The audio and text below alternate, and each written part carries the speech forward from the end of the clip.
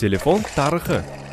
Bugun hayotimizni telefonsiz tasavvur qilish qiyin. Telefon ikki grekcha so'z birikmasi. Tele uzoqdan, fon ovoz ma'nolarini bildiradi. Haqiqatan ham telefon uzoqqa ovozni yetkazib beradi. Dunyodagi birinchi telefonni amerikalik Alexander Bell 1876-yilda ixtiro qilgan deb hisoblanadi. Biroq telefon ixtiro qilishda boshqa olimlarning ham o'rni katta bo'lgan. 1860-yilda Antonio Meucci New York gazetalaridan birida elektr simlar orqali ovoz uzatish uskunasini qanday ixtiro qilganligi haqida so'zlab bergan maqolasi chop etilgan. Meucci apparatni teletrafoni deb nomlagan. 1871-yilda teletrafonini patentlamoqchi bo'lgan, biroq moliyaviy qiyinchilik tufayli uddalay olmagan. 1 yildan so'ng fizik va ixtirochi Johann Philipp Reis olimlar yig'ilishida o'zining mobil telefonini namoyish etgan. Vosita simlar orqali musiqiy ohang va inson gapini uzata olgan. Apparat noyob konstruksiyasiga ega bo'lib, o'z ichida mikrofon va dinamikni qamrab olgan. Reisning o'zi uskunasini telefon deb atagan.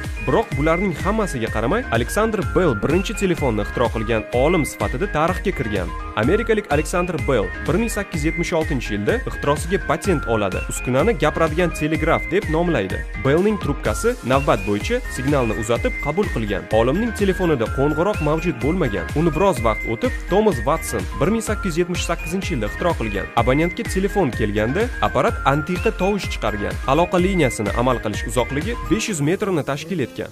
Bell uzatuvchi, qabul qiluvchi elektromagnit telefonini taqdim etganda, unga katta qiziqish bilan qarab, Bell telefon kompaniyasini tashkil etilishga ko'maklashdilar. Natijada u yirik konsernga aylanib ketdi. Zamonaviy smartfonlarga aylanishdan oldin Bellning gapiradigan telegrafi ko'p o'zgarishlarga duch keldi. Bellning ixtirosi telefoniya asrini boshlab berdi. Telefoniya atamasi ancha keng ma'noga ega bo'lib, telefon aloqasining barcha ilmiy texnik jihatlarini qamrab oldi. 1876-yildan keyin telefon aloqasi abonentlar sonining va tarmoq bo'yicha uzatiladigan axborot hajmining o'sib borishi bilan eng ommabop aloqa vositalariga aylandi. Telefon aloqasining bunday ahamiyati uning boshqa texnika vositalariga nisbatan shaxsiy muloqot o'rnatishini samarali ta'minlash bo'lib hisoblanadi. Telefoniya Bell taklif etgan qo'shni binodagi shaxslar bilan muloqot qilishga asoslangan oddiy elektromagnit telefondan hozirgi global telefon aloqasi tarmog'iga aylanganga qadar katta yo'lni bosib o'tdi. 1878-yilda New Haven, AQSh shahrida abonentlarga xizmat qiluvchi dastlabki telefon stansiyasidan foydalanila boshladi. 1879-yilda telefon stansiyasi Parijda, 1881-yilda Berlinda, keyinroq Peterburg, Moskva, Odessa, Riga va Varshavada qurildi. Telefon aloqasining rivojida 1883-yilda ko'mir kukuni bilan mikrofon yaratilishi ham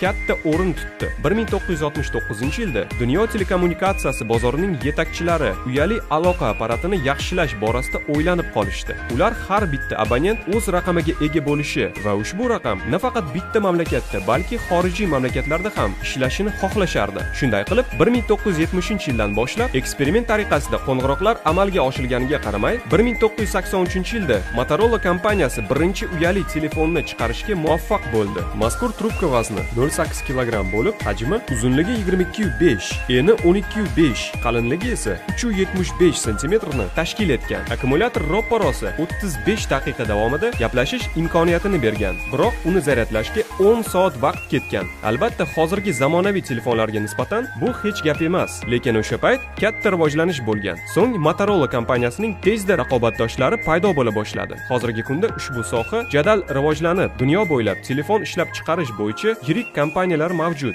Ular orasida Apple, Samsung, Huawei, Xiaomi va hokazo. EduKids rasmiy sahifalarga a'zo bo'ling.